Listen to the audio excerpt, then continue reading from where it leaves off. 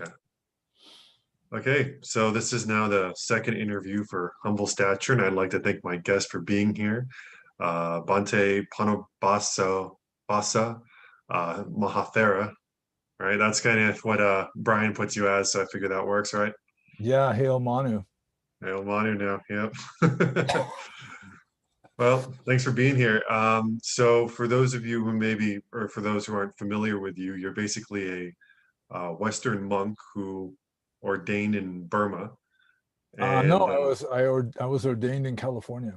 oh, you ordained in California, but you lived in Burma for how long? Altogether about 23 years. 23 years. Right on. Yeah. And you're a little bit notorious in the Buddhist circles, partly because you're maybe one of the only, um, how would you say, maybe more not, well, you see it as like just non-leftist leaning monks or non-left monks, right? Yeah, to some degree, or just like objective one. Hmm. Yeah, and your blog is politically incorrect Dharma as well, right? Yeah. And so where was this? Oh, and um, and so that's yeah. So you're kind of getting more and more into just kind of speaking your own truth and kind of decided to get rid of how do you say a lot of the dogma and more traditional stuff that what you can and can't say and just kind of trying to seek the truth. Is that how you kind of put it? Yeah, to some degree. I mean, I've always been trying to kind of push boundaries to some extent.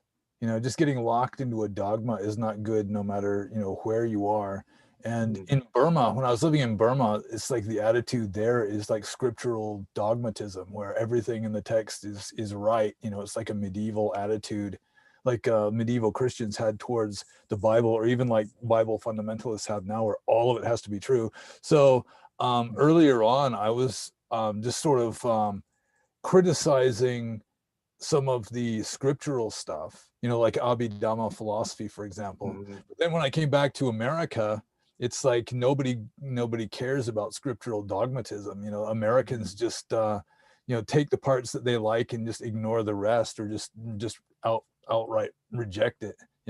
So then I was just emphasizing really just objective stuff that you're just not allowed to say anymore, just for the sake of somebody saying it, because Yeah. it's not like I mean, a lot of it could be my opinion, but some of it is just empirical data. And for those who aren't familiar, what exactly is Abhidhamma? Abhidhamma is the third Pitaka of the Tipitaka. The Tipitaka is the three baskets, the Buddhist scriptures. And the first Pitaka is Vinaya, or the monastic discipline. The Hmm. second is Dhamma, or the suttas, like in Sanskrit, it'd be the sutras, the Hmm. discourses of the Buddha as more or less recorded, as supposedly as he gave them. Hmm. And then the third Pitaka is Abhidhamma philosophy, which is like a very elaborate attempt to systematize everything that the Buddha taught. And that one was kind of added on last, right? After like some sort of gap between the suttas and then, Um, right? yeah, according to Western scholars, like Buddhistic scholars, yeah, the Abhidhamma Pitaka didn't exist until maybe a couple hundred years after the time of the Buddha. It wasn't added as the third Pitaka until probably the third council at the earliest, which was during the time of King Ashoka. Hmm. And there's all sorts of evidence. I mean, if you're really interested, we could Yeah. we could go into No, I don't that. want to go too deep into that. Yeah. Yeah. But So, the Burmese just believe that it all comes from the first council, and the Buddha mm, flew up into heaven and taught Abhidhamma to the devas, and then mm. um, it was kind of brought back down to earth later on. Okay, right on. So I kind of the first thing I wanted to start off was just more with your background on how you even discovered Buddhism, or maybe even we could even go starting all the way back from when you discovered spirituality in general, maybe. Because it seemed like you, from what I remember you saying, you kind of started with, was it Ram Dass or just his kind of stuff, or Um, Sort of, yeah. I mean, it all really started like just because I had a weird father who mm, considered himself to be a Buddhist, although actually he was more of a pagan. And just mm, like the idea of in Buddhism, it's like your mental states determine whether what you do is right or wrong. So he interpreted that to mean, pretty much you get to decide what's right and wrong for yourself or something, which Mm. was pretty shaky Buddhism. But still, he was a hypnotist and did a lot of experimentation with the occult and that sort of thing. So I was just open-minded, just partly because I had a weird father. So it was like genetic, and also just listening, sitting on his lap as a little kid, listening to stories of like astral travel and past life regressions and that kind of thing. Mhm. And Did you experience that stuff directly too with all that, or? and uh no, I mean, I don't have any. I wasn't hypnotized to remember past lives, and didn't attend any of his witchcraft sessions or like seances, that sort of thing. When I was a You didn't kid, we did experiment have on a tape recording of a seance that was like a spooky kind of that? thing that I listened to sometimes, but that was So you about never as far as I experimented? got. Kind of like Mike Tyson, where they like hypnotized him, like you're the champ, you're gonna kill everybody, and like he ends up becoming this Um, monster. I'm almost immune to hypnosis, which is Mm, one reason why certain kinds of meditation don't work very well for me either. mm, Like some kinds of concentration, like samadhi meditations, it doesn't work very well for me because I'm almost immune to going into that kind of trance state. mm.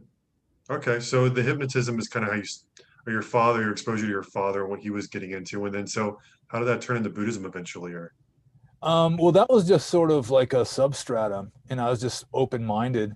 But Mhm, when I was younger, my religion was practically science. It's like, one of the main purposes of religion, just historically, as like a human institution, is just giving you some kind of handle on the universe, some way of explaining reality, you know. mhm, So empirical science was for me my main way of explaining reality when I was younger, and I have a degree in biology, so I mm, pursued that. And with regard to the practice, like the spiritual practice, for me, it started off largely with like psychedelic drugs like LSD. oh really? Just, yeah. And when I was like 16 years old, that's when I discovered partying. I was like the nerdy, brainy kid, well-behaved kid and everything, up until about 16. And then like my 16th birthday was the first time in my life that I got drunk as a skunk and higher than the Georgia pine, Mhm, all at the same time. And it was just like this whole new world opened up to me.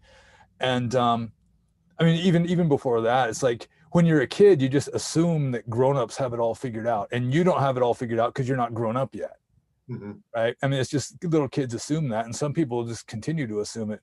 But by the time I was like 13, I started having doubts about that, and by the time I was 16, it was just painfully obvious that the adults were just as clueless as I was when it yeah, came to, how to be happy, that sort of thing. What is reality? And so I just went into open rebellion, and mhm, I got into so much trouble that my father, in like a towering rage, just made me see a youth counselor. And it turned mhm, out that the youth counselor was a really cool guy who was into Eastern philosophy, and he's the one who turned me on to Ram Dass. And yeah, that was really when something clicked for me, and I started really taking spirituality seriously, mhm, because reading Ram Dass books when I was like 17, it was so foreign to anything I'd ever read before, foreign to anything that I'd really been exposed to before, like the Sanskrit terminology and everything, that mhm, it didn't really soak in, but just intuitively I could feel that there was something really important there. Just mhm, deep down, it was like resonating, even though at the surface I couldn't really integrate it with my body of knowledge yet, because in order to really learn something and absorb it, you have to connect it with other things that you already know. mhm, And at first it just wasn't working that way because it was so foreign, but still just deep down I knew that there was something there that was better than what I had rejected to begin with, which is just play the game and make money and buy the house and all that. yeah, And then just open rebellion and partying, which was interesting, of course, but you realize that pleasure and pain have to balance out in the long run. So if you're like having a wild, like a party animal kind of existence, you're going to have lots of fun, but you're also going to have an equal amount of the exact opposite. mhm, And so that really was not sustainable. I realized that just going into open rebellion was not really sustainable. So mhm. yeah, just being exposed to Eastern philosophy in general. and Buddhism and Hinduism especially And was then who's kind of Buddhist influence then? well, at first it was just Ram Dass, who was kind of eclectic. You know, he's just taking Eastern traditions in general with a lot of Buddhism mixed in, you know, Mhm. Hinduism with a lot of Buddhism mixed in. And it just got me interested. So I just started studying like world religions, you know, reading Mhm. translations of scriptures of various spiritual systems. Like when I was like, starting when I was like 17 years old. And I just felt like I wanted to renounce the world. You know, I just had that ambition from the age of about 17. But Mhm. so I'm studying all these different texts, and Buddhism really just spoke to me the loudest. You know, it has less of a like a mythos that you have to believe. There's less of a story, Mhm. and also it's just kind of intellectual and philosophical, not really uh, heavily faith based. And so it was really compatible with me. So that's what I Yeah, for said. me, as someone who kind of came from the Hindu side with all these different gods and whatnot, to go to the Buddhist side, where it's like basically just practice and not having to worry about a lot of the gods and a lot of these more ritualistic things, Yeah. resonated. But of course, you also find out that like kind of what Buddhism is in the West is quite different than what you find it to be in the East, because it's much more, a lot more about chanting and kind of this. I mean, it's more ritualistic. Well, over here, when we think Buddhism, we think meditation, right? Yeah, we used to anyway. Mostly, it'd be mostly meditation. That plus like cultural Marxism nowadays. Yeah. And so then what, how did that go into you end up ordaining then? What was that kind of transition? Um, well, when I was like 17 years old, I had the ambition that I was going to renounce the world and be like a spiritual seeker of some sort, but I hadn't really made up my mind yet. I liked Zen Buddhism at first, like Soto Zen.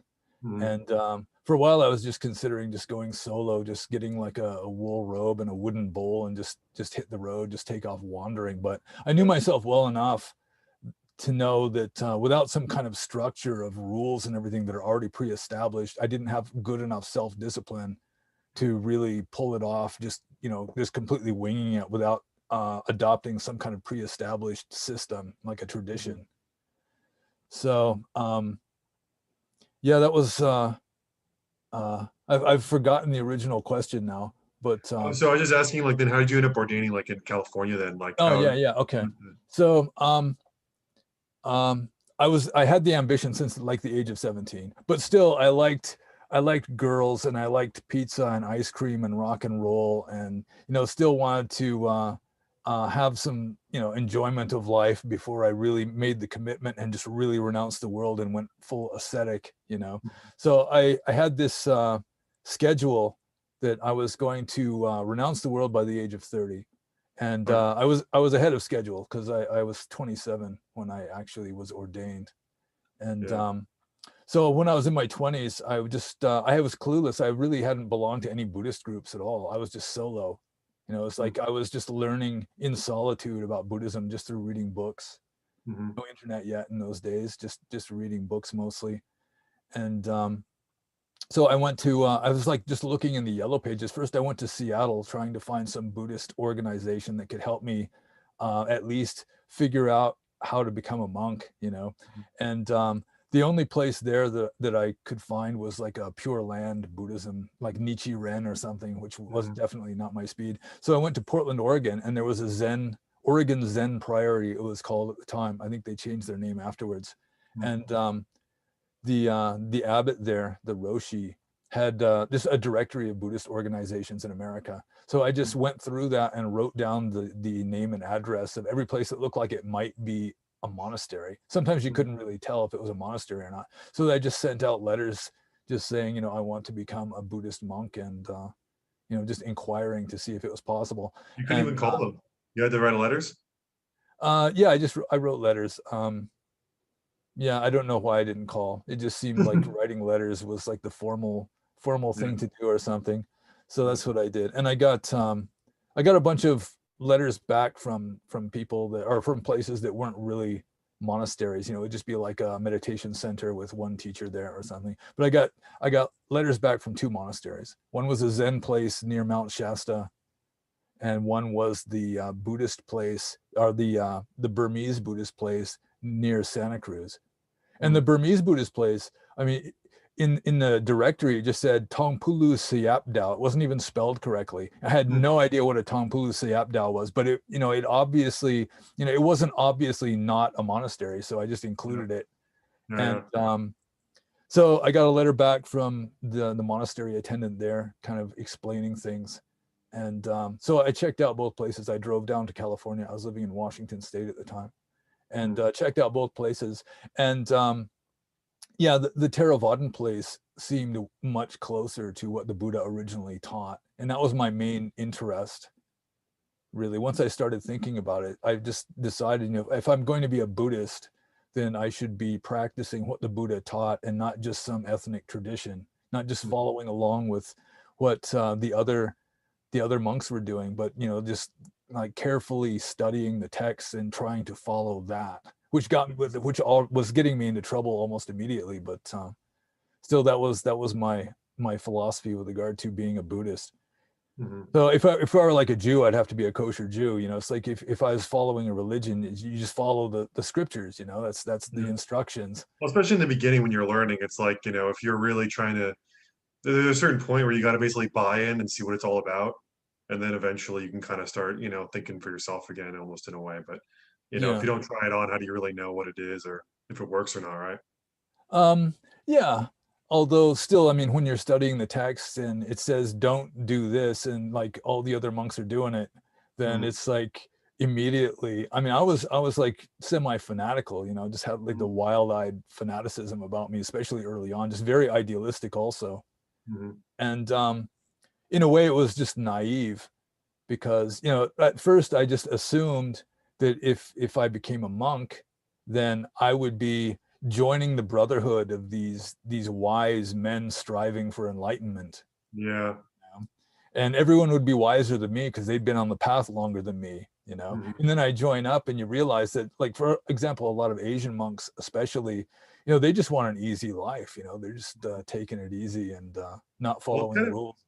it's kind of a job a lot of times because they start so young, and it's like for a lot of places, they're kind of almost like orphans, and they're taken by the monasteries, and they kind of train them to fill this priestly role. But there's not as much say as people think they have over that, because by the time their whole life is spent in a monastery and they're 18, it's like they don't have any skills. A lot of times the only colleges they can go to are the Buddhist colleges, and Yeah. then that's kind of their life. And I don't think a lot of like Westerners kind of realize that sometimes.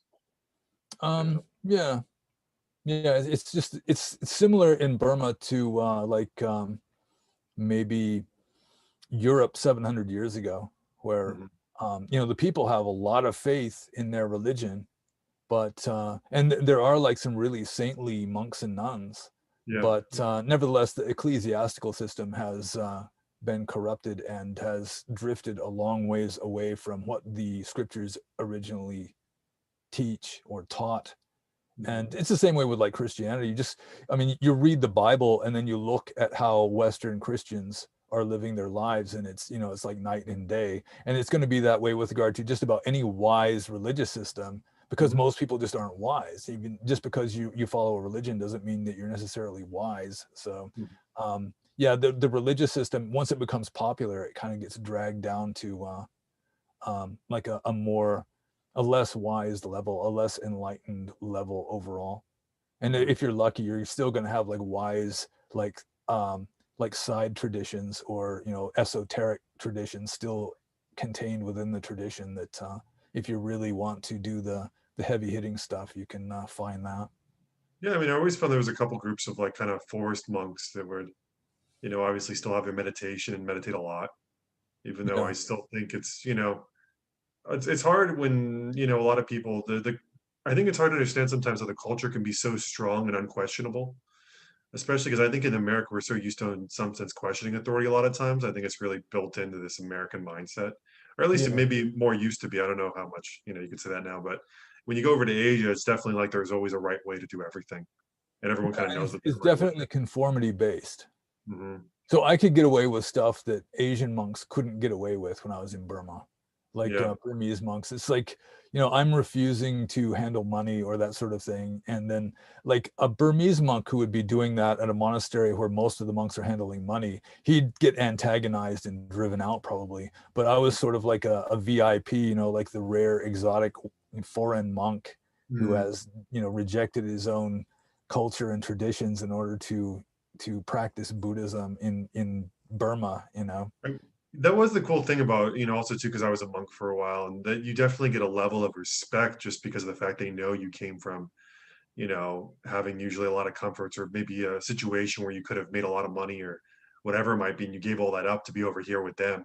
And they Yeah, definitely like it was kind of always the cool thing because it is recognized, you know. yeah. And so how did you end up in Burma?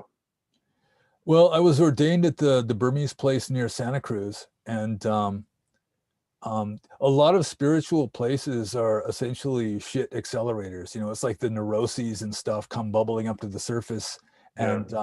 and it was just California craziness anyway. It's like the board of directors were stationed in like San Francisco, and Mm. it was sort of a minor personality cult with the leader of the monastery was this Indian woman who lived in San Francisco, and she was trying to use it to a large degree as like a vehicle to her own fame and that sort of thing. Mm. So like um, any really successful popular monk would be at that monastery. She'd get jealous or something and kind of Mm. antagonize him until he would leave because she Mm. wanted to be like the leader of the place really. So she wanted um, a relatively easily manageable head monk there, Was that she sort of paying thing. for everything then? Was she like the main donor? Is that why she had No, that? the Burmese community was paying for everything pretty much. But Okay, so she was just a woman kind of that was in like some sort of position of power then, and she yeah, yeah, just she was the one who originally invited Tongpulu Siato to come to America, and she was more or less like the lay leader of the Tongpulu tradition in okay. America. I'm not as familiar with that tradition. Is there any like sort of characteristic about that that stands out particularly? The Tongpulu forest tradition of Burma. I think the main thing that would stand out about it, it was like a forest ascetic tradition, which is relatively uncommon in Burma. It's Hmm. probably much more common in Thailand. And Hmm. so there were a lot of dutangas, the optional ascetic practices were followed. Like Tongpulu monks are not supposed to lie down. They're supposed to sleep in a sitting position and that sort of Oh thing. wow. Okay. Yeah. Yeah, it was interesting because I always, what was it called?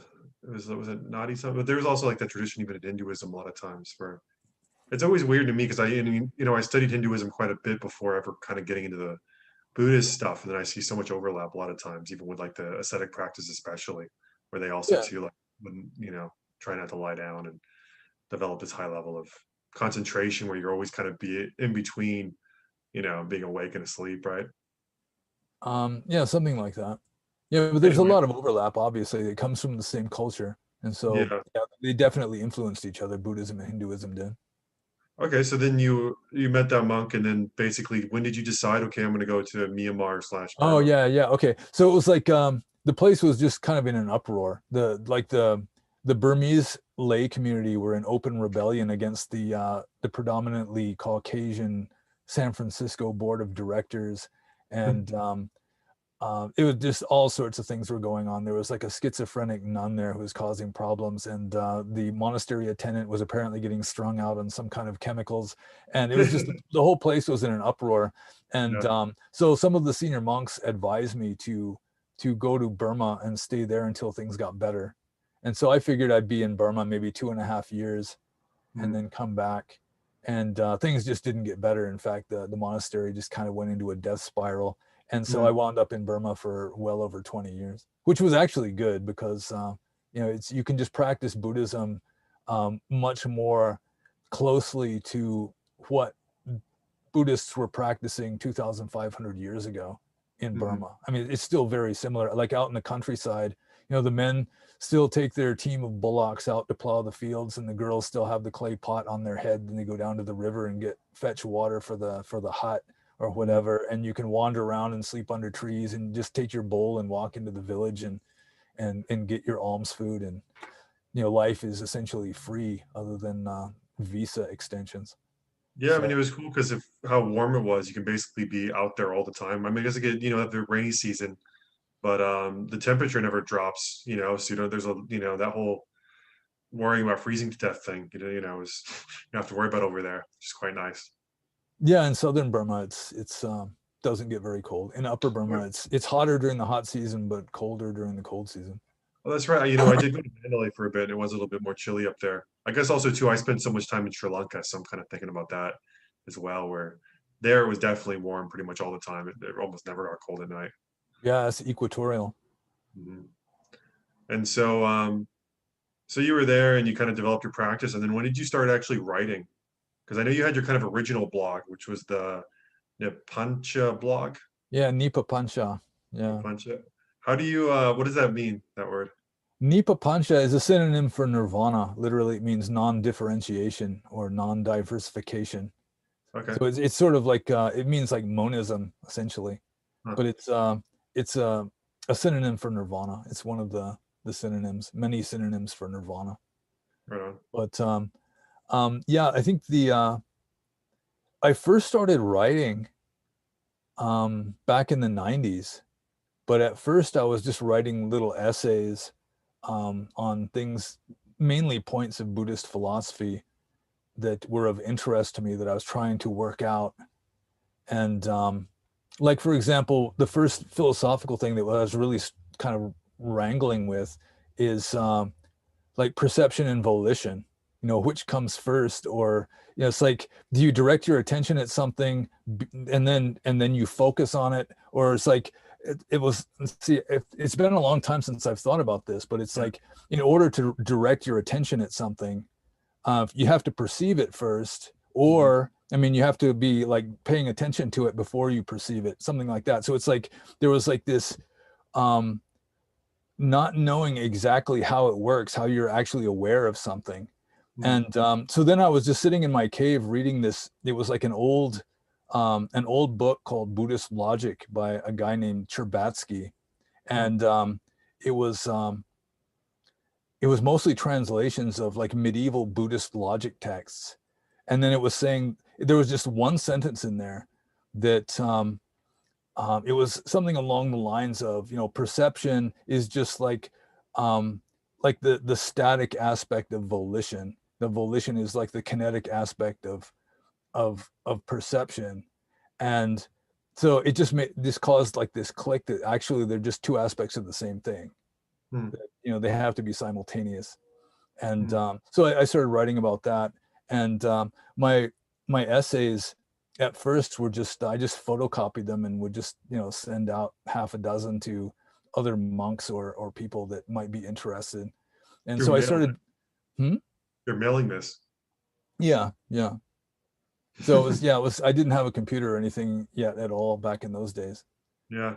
So I got my reputation for being controversial way back then, when I'd just be writing this weird stuff, just trying to You- make sense of Buddhist philosophy in a way that's different from the way that was the orthodox way of making sense of it. I mean, so what was the reaction from the monks? Were they just kind of like, "You're crazy. This is the right way to do it. You don't know what you're talking about. Learn some more Pali." Um, the Burmese monks, I mean, they wouldn't get it at all, because they just assume that everything is exactly the way the tradition says it is.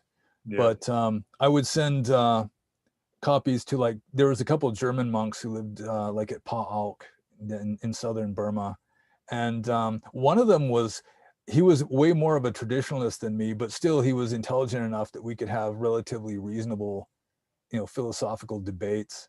But then Mhm. every once in a while, you just, even a lot of Western monks, they'll just say that's wrong because in such and such sutta the Buddha said something different. Mhm. It's just, they'll just use like a textual reference as a way of winning the argument. Mhm. Whereas I'd already gotten to the point where, I mean, just because the Buddha says something in a text doesn't mean that he really said it. It's Yeah. like the texts are not 100% reliable. Yeah. I mean, that's always kind of been. I mean, I get like an. I mean, my thing is always everything is about direct experience, and at some point, if you really wanted to get the truth, it's just like you have to start working with what am I actually perceiving and what do I actually think about that, and then start kind of working from there. And then either it's helpful or it's not helpful, pretty much. Yeah. The truth is. Um, and so then you went from, okay, writing letters and kind of sending that out. And then when the first blog, I think it was, That was when like was 2012. Yeah. 2012. Yeah, well, I just burned out on Burma. I just finally, it seemed like I was getting as far as I could through living alone, meditating in caves. So, and really my original plan was just to stay in Burma for a few years anyway. And I wound up there for more than 20. Just to ask really And quick about that, was your main meditation practice? Did you just go through a bunch of different things, or was there actually like, I'm just wondering, as far as the practice during that time, what exactly that was, or what you kind of, I mainly started off with Anapana, just meditation on the breath. And uh then um, gradually I started moving more towards just observation of the mind, like Chittanupassana, I guess it would be called. okay. And if you do that well enough, then your mind just becomes silent and you don't really have a primary object anymore. Hmm. So yeah, that's pretty much how I was meditating. And then were you able to get to that point where you were really just clear, kind of like 24/7? Not 24/7, no. The best I could do, I mean, there were a few times in my life where I could, like at least once a day, just sit there empty.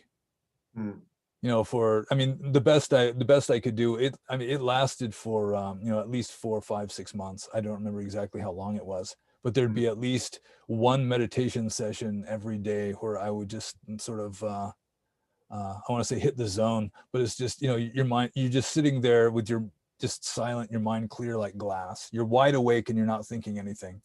mm, And every once in a while, there a thought would start to arise. I mean, it's like through the past karma or whatever is mhm. causing thoughts to arise, just force of habit. But if Yeah. you're being really mindful, then it's sort of like you're seeing the surface of a pond. It's just completely still, flat water, and then like a big fish starts to rise up from underneath. You start seeing like the ripples forming on the water, like Mhm. like the fish is getting close to the surface. But Yeah. it's like if you're being really mindful, you're really alert, then as soon as you notice that, it just flattens back out again. It's like the thought stops before it even reaches its full form. Mhm. Well, people, like, especially in the West, identify so much with their mind. The idea that there's this space that's closer to who you are beyond all these thoughts, I think, is really kind of a trippy one, I guess, for most people, or something that's really, maybe unfamiliar. And that definitely becomes a really strong reality after you've been practicing for a while. Get, Yeah, although with Buddhism, I mean, who you really are is nobody. yeah. So yeah. Or even it's like, yeah, I guess you could say it like that. So then after so you started writing, and then when did you start? You kind of, I noticed you went from this blog, which was more, I think you were still kind of trying to mostly stay on topic as far as Buddhism and all that stuff, but then you kind of went into the politically incorrect side. So how did that transition happen? Or maybe we're just also too, you moved eventually after being in Burma for a while, you moved back to California, right? Yeah. Yeah. Well, I at first I started in Bellingham, Washington, which was like my hometown. That's where I lived before I ordained. And it's Hmm. a pretty town, and it's relatively um uh I don't know, liberal, I suppose, but it's not like I mean, it's like a university town, so you've got like more and like a lot of artists and people like that living there. So there's a more sensitive population there, I think. Hmm. Maybe a little more conscious or something, maybe a slightly higher level of consciousness than the average town or something. So I tried living there, but that was very disillusioning experience. But I did get a computer when I was there, or I started using a computer for the first time. Exposed to internet on a relatively steady basis for the first time. So that's when I started writing the blog, and What was disillusioning about it? Like what happened there? um, well, I just assumed that a monk comes to town, and there was like a Theravada Buddhist meditation group there. It was like Bellingham Insight Meditation. So it was a group that identified as Theravada Buddhist, Hmm. and so I just assumed that a veteran senior monk comes to town, fresh out of the caves of Burma, that I would be welcomed and valued as a kind of spiritual resource. Hmm. But it didn't work out that way at all. Like a lot of Americans, even if they consider themselves to be Buddhists, they just don't like monks. We're sort of like a slur.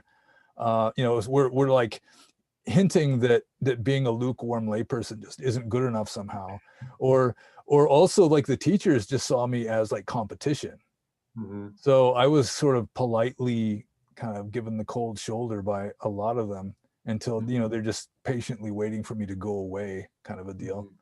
So yeah, it didn't work out nearly the way I expected, because, you know, you live in Burma, it's like you're overwhelmed with respect. I mean, you've literally got people worshiping you just down on the ground, kind of a Hmm. thing. So it was feast or famine for me. It was like Yeah. just being literally worshipped almost as a god in Burma, and then come back to America, and it's like, who is this guy? And, you know, I mean, what the hell does he think he's doing? Kind of an attitude.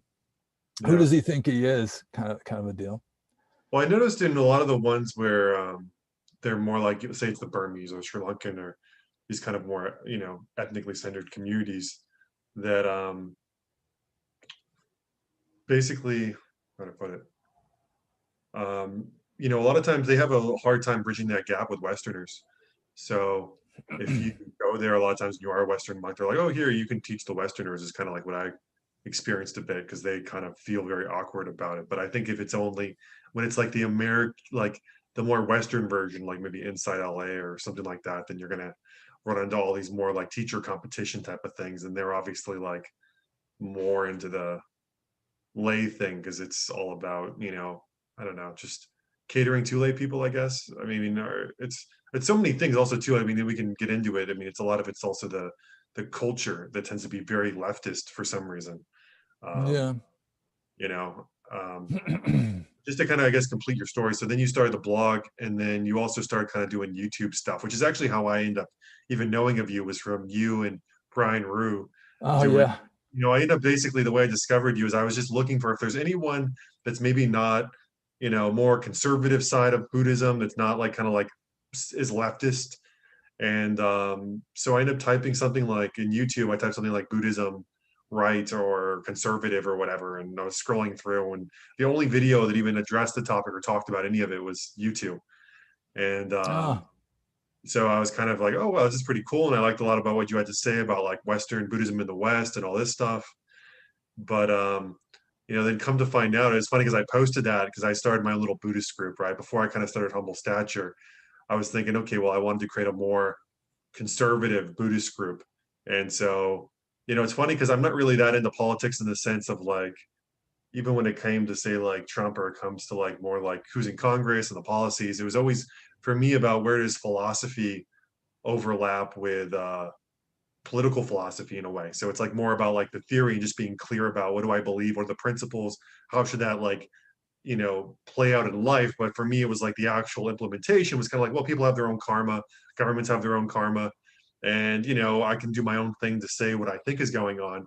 But it was never really about that for me. It was always just about, for me, like the conservative side was more just, I believe in like kind of minimal government, self-reliance, and that there should be some sort of moral principles that are also upheld. It shouldn't be just libertarianism where everyone can kind of do what they want, because we overlap too much. And so therefore having some sort of agreement on some sort of moral principle, even if that's Christian, would still be better than nothing. yeah. Um, you know, and so I ended up, finding you. I posted, your video. I remember on my Facebook, and it was funny because everyone like started messaging me. I got all these private messages from a lot of my Buddhist people, like, that guy's a Nazi.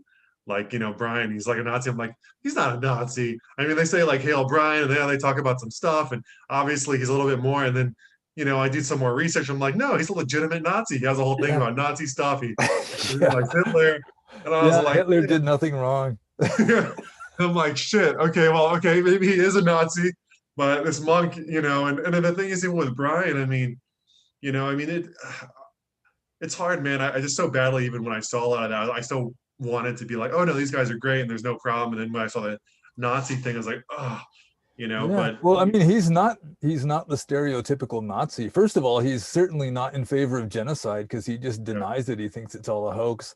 And mhm, but then one of the most interesting things about knowing him is that I mean, he was a Buddhist monk for a while too, and he's really like a relatively virtuous guy. You know, he's a good guy. I mean, he's got a good heart. You know, mhm, and so you just learn just watching some of his videos of him getting like like screamed at on the street. You know, he's holding up the Hitler did nothing wrong sign, you know, and you know, the people are just freaking out at him in the street, and they're like spitting on him and like assaulting him and this sort of thing. Whereas, I mean, he's just patiently accepting it, very martyr like, you know, Yeah. just meekly.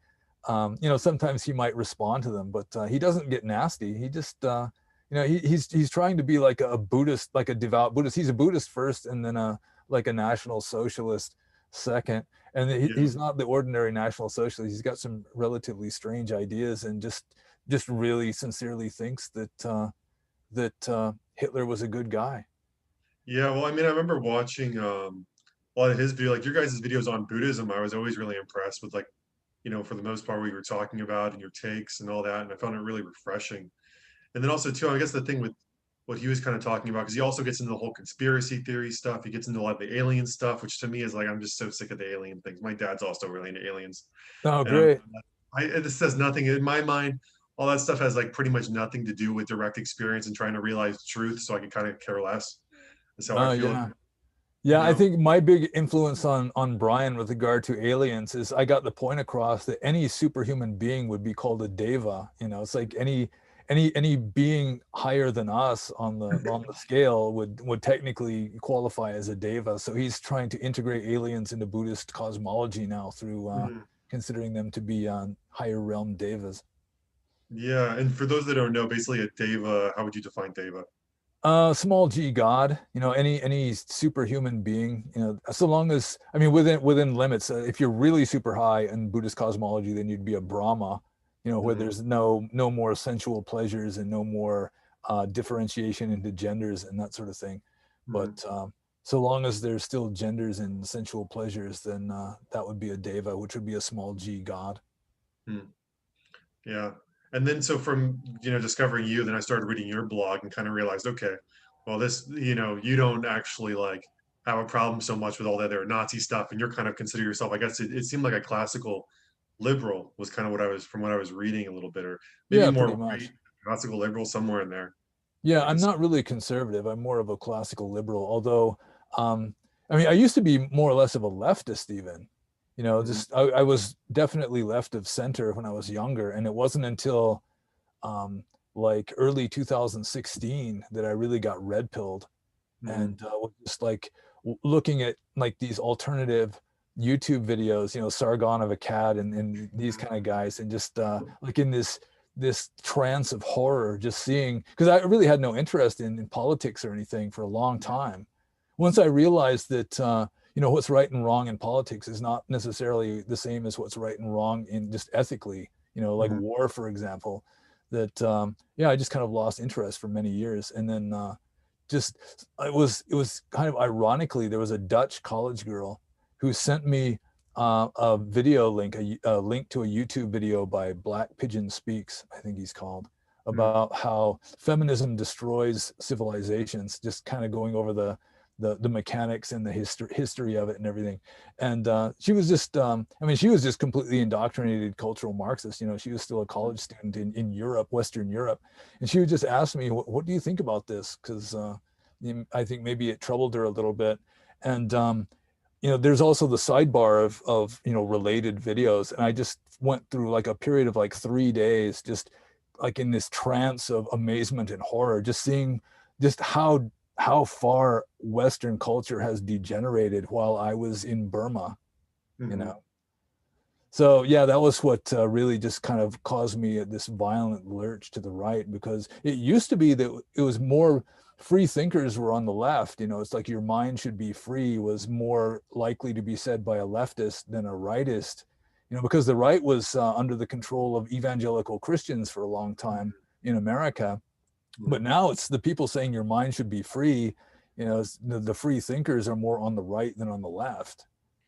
Well, even So for me, I kind of even started seeing myself more as like a conservative from Ralph Waldo Emerson, because he talked a lot about politics and, you know, was into all that. And it's kind of funny because his stuff, was kind of even the basis for a lot of the more universalist schools that are now super, super liberal, wow. and Yeah, I think Emerson was like a Unitarian or something, wasn't he? yeah, but but that originally that was conservative basically. Like he was also about, like his whole thing about self-reliance, all the principles I kind of talk about were first laid out by him, really, and how I kind of uh, discovered it. And he says he uses the word conservative in his writings. Um, and so yeah, it was anyway. So that was always kind of my take. And then of course, it was funny starting a more like conservative Buddhist group, and then realizing, oh, there's all these other groups out there. Some of them being more, like I guess you have like Brian, but then you have like even the more fascist, but then you also have like a lot of people just really into the politics and less into the spiritual stuff, and end up kind of being a whole thing, which I kind of realized, okay, well, I rather focus more on creating something, like the whole thing with the political stuff is then everyone wants to talk to you about politics, and I don't want to be that where it's like just yeah, talking about what do you think about this person, what's your opinion, and people even asking me about like, what do you think Trump's going to do now or this or that. And it's like I'm not that much into that part of things, uh-huh. so that's why I decided to kind of rebrand and do more of the humble stature stuff. And for me now, it's mostly just about, I still think that the politics and spirituality overlap in the sense of the morality side, like especially even with like the abortion thing. If you believe in not killing any living beings, then that's going to play over into abortion. Yeah, um but it doesn't work that way with a lot of leftist Buddhists anyway in the West, where they're pro-abortion just because they're more leftist than Buddhist. mhm. It's like they just Buddhism is just sort of like a flavoring added to their leftism. Even though for me on the abortion thing, it was always kind of funny because even on the abortion thing, I wasn't that right, because I still kind of believe more on also the Hindu side where they kind of talk about the soul not entering the body really until like kind of the first 3 months when you're like passing over. And then for me, like soul would be Yeah, like more like a subtle body. So the subtle body doesn't enter the physical. So it's still kind of like not as bad, I think, as like killing a full living being or whatever it might be, even though it's yeah, still, so it gets a little bit blurry. yeah. Um, Although with Theravada Buddhism, life begins at conception. It goes along with the biologists. It's like in mhm, order for like an egg to be fertilized, there has to be like the karmic momentum of the person ready to take rebirth as one of the requisites of that. And so, like for me as a monk, if I were to help a woman in any way to get an abortion, I would be excommunicated for life for being an accessory to murder. yeah, I remember reading a little bit about that, like in the before, or realizing that was part of that. I didn't realize that they had that view though. If like I knew that if a monk helped, that was considered to be be excommunicated, but I always still thought that maybe there was some thing about I didn't realize this there was life begins at conception.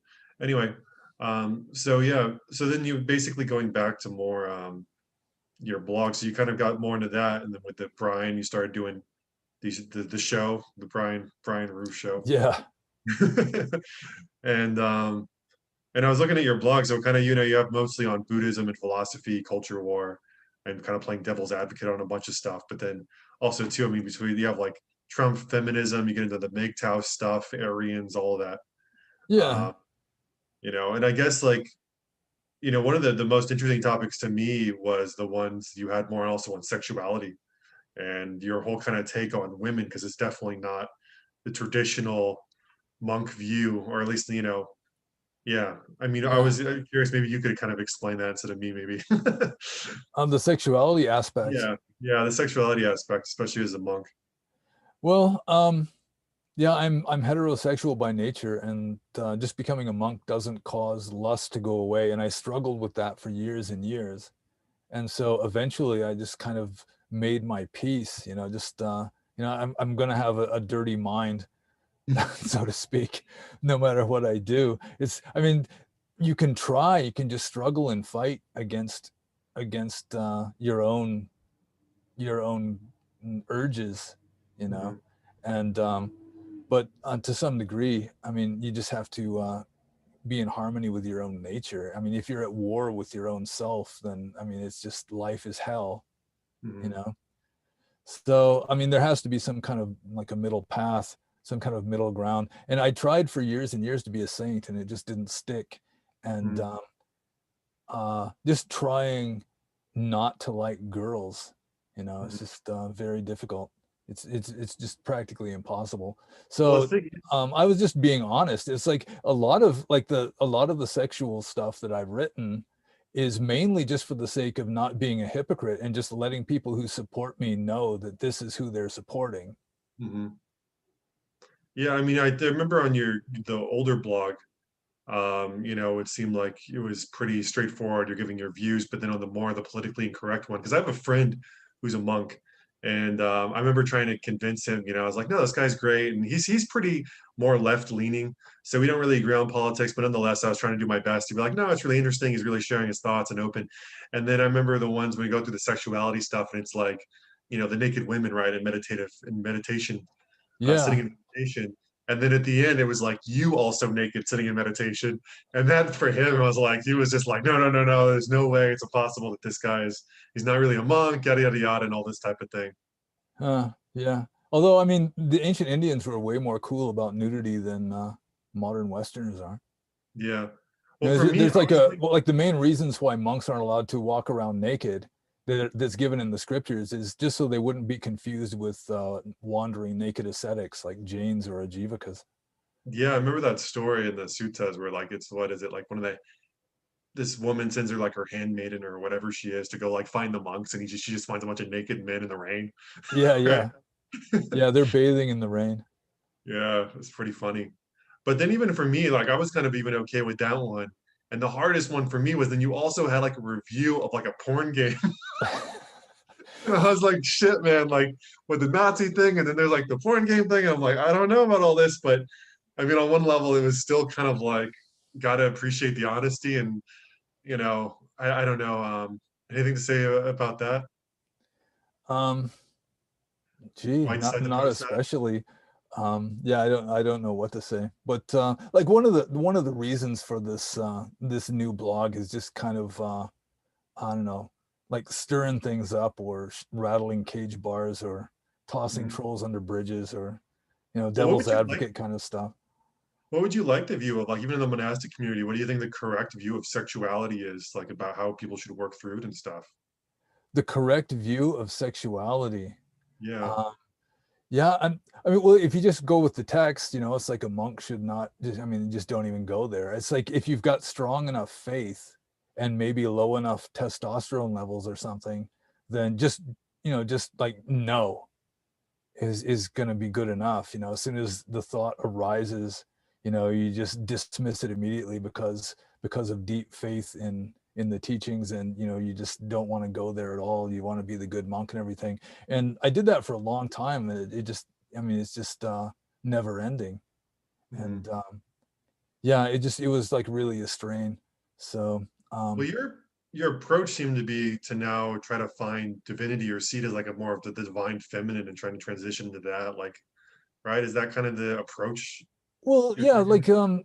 the pictures of nude women in meditative postures, to some degree, that was just like pointing out just the neurosis of the human mind, where a woman I mean, if she doesn't have any clothes on and she's like of breeding age and looks healthy and everything, but I mean, she could be in the least pornographic pose imaginable. I mean, what could be less pornographic than sitting in meditation?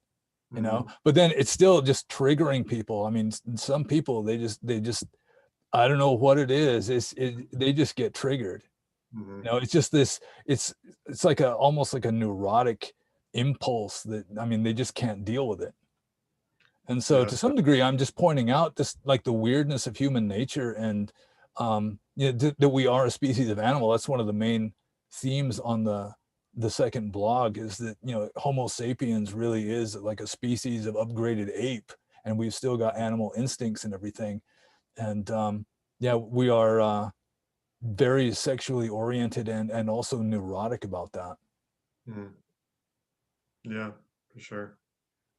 And so then also with, I guess, kind of moving me to another topic, like I said, I found you through basically trying to figure out more of this, um, non-leftist, uh, kind of Buddhist, trying to find someone that's like a non-leftist Buddhist. So I'm just, if I get kind of just your take, I guess, on Western Buddhism for people who maybe aren't familiar with the current situation, because I'm sure plenty of people aren't as into Buddhism as maybe we are, or the whole religious scene, and not familiar with how things are. So if you could just maybe break down a little bit, like what's the state of Buddhism in the West, and why is it like that?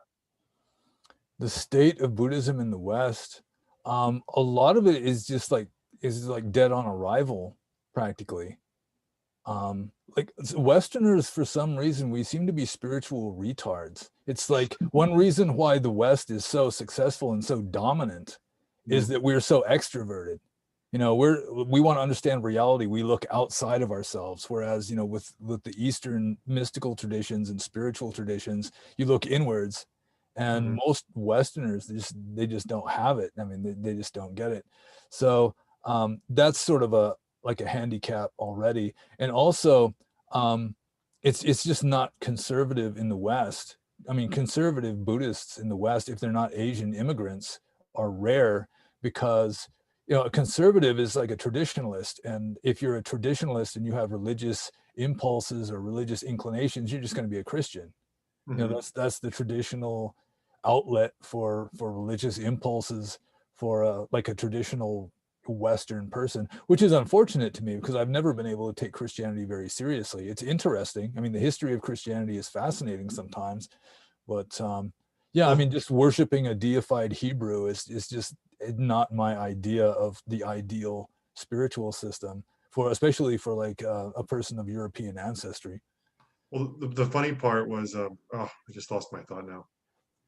Oh yeah, the Christian thing. Oh yeah, was that I ended up reading Dark Night of the Soul by Saint John of the Cross because of your podcast with Brian Rue. You were talking about how it like lays out a lot of the stuff about meditation, and I love that book. I thought it was amazing. But Yeah, it's just yeah. funny Saint because John when of you the first, Cross would have made a great Buddhist, yeah, and he was definitely a meditation master. yeah. Okay, so then kind of continuing on that, then so what's the or Oh, so okay. the state of Western Buddhism then? So what's um Yeah. yeah. So it's like it's going to be taken over by leftists just because it's because the most of the conservatives in the West are going to be Christians if they're religious at all, and the first Buddhists in America, like what started it going mainstream was like beatniks and hippies, Mhm. and so it was just sort of like a countercultural leftist sort of a thing, a cool thing to do, and then as leftism became more and more like cultural Marxist or neo-Marxist, then it's just Buddhism just got sucked into that. So that you go to a Buddhist place nowadays, and you're more likely to hear about like systemic oppression and gay rights and global warming Mhm. and that sort of thing than you're going to hear about the Buddha himself. Yeah. So it's just really like a sick situation for just not only Buddhism in the West, but almost any kind of religion in the West that isn't just completely conservative and traditional.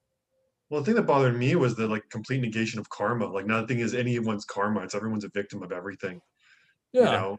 And That's it's the not part. just karma either. It's like the whole second noble truth, like the first two noble truths. First noble truth is that everybody in the entire universe suffers.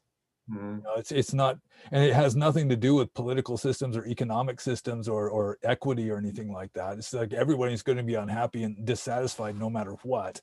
And then the second noble truth is that all unhappiness is caused by desire, which is a volitional state. I mean, it's so ultimately from Buddhism, like Buddhism teaches that ultimately all unhappiness is self-inflicted and unnecessary, Mhm. but the self-inflicted part is just completely lost by like the woke social justice Buddhists, the elite Buddhists of the West. Mhm. Yeah. And it's just as well because I mean, sort of it's just as well from their point of view because Marxism is opposed to religion anyway, and so it's just sort of Mhm. like what's happening in China, where the Chinese Communist Party is just like retranslating the Bible to remove the stuff that doesn't reflect well on Chinese communism. They're putting Mhm. up pictures of Chairman Z, over the altar in the churches and that sort of thing. And Mhm. like in the West, it's kind of the same sort of deal where all of the spiritual systems that are under the control of left-leaning people are just being mutated into some form of neo-Marxism. Mhm. So the spirituality is gradually just disappearing, and mainly the meditation is used as just sort of like a stress relief technique or a way of causing people to feel better about themselves. Instead of waking people up, they just sleep more comfortably. Yeah, exactly. I mean, even with meditation now, I mean, I've been kind of, I realize even when I've been doing these guided meditations, the main thing for me is kind of talking mostly about the philosophical side, because that's the side where it's like, hey, the point of this is to get rid of craving and to get rid of all these and to purify the mind. And that seems to be kind of lost. It's all just like, let's just feel better, let's relax, let's have less stress.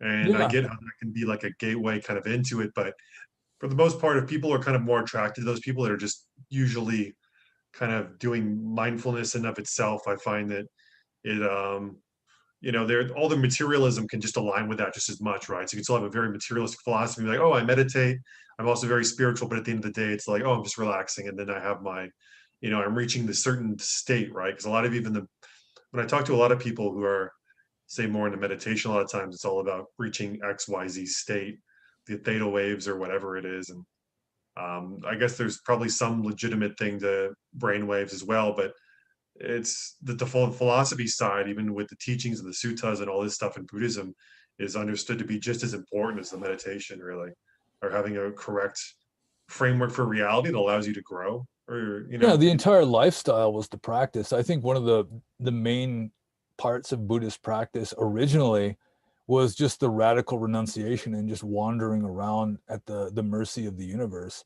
and just Mhm, dealing with whatever life throws at you with equanimity. mhm, Just detach from it. It's like something bad happens to you, which is gonna happen. That you just observe it mindfully and you detach, and this isn't me, this is phenomena arising and passing away. And mhm, just that, I think, would be one of the strongest aspects of Buddhism originally, when the monks were just homeless wanderers, just radical ascetics.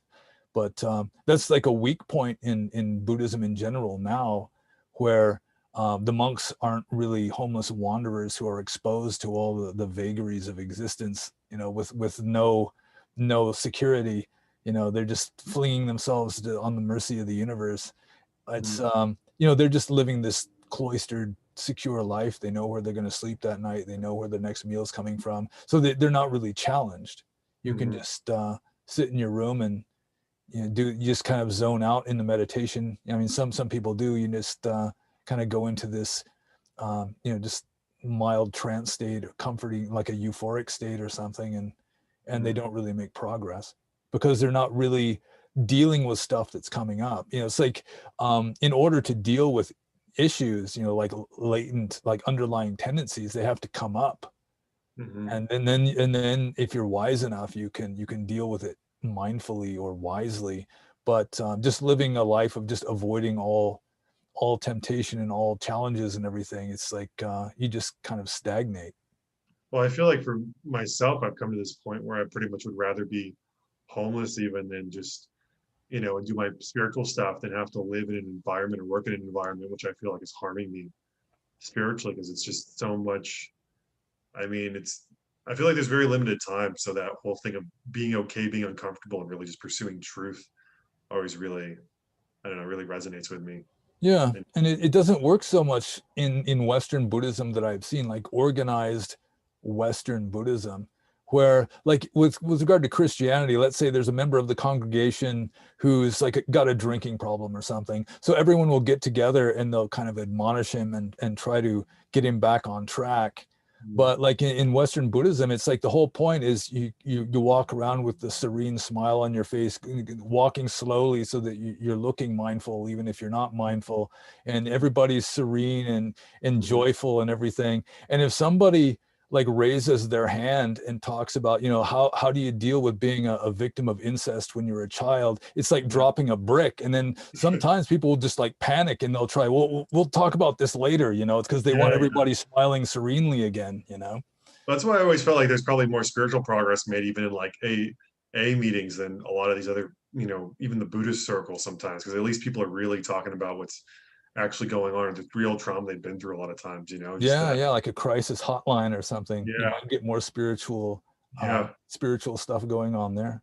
for sure. And so just to kind of, I just wanted to kind of maybe ask you one more question and we can kind of finish up. And the main thing for me, maybe just to conclude, is just for people who maybe are just kind of more getting into Buddhism or just kind of want to deepen their practice, I don't know if you have any books you recommend or how you think people should go about kind of trying to dive deeper into Buddhism if they aren't as familiar with it. Um, I assume the best thing to do if you want to really understand what Buddhism is really about is read English translations of ancient Buddhist texts first and foremost. I Mm. mean, just forget Jack Cornfield for a while.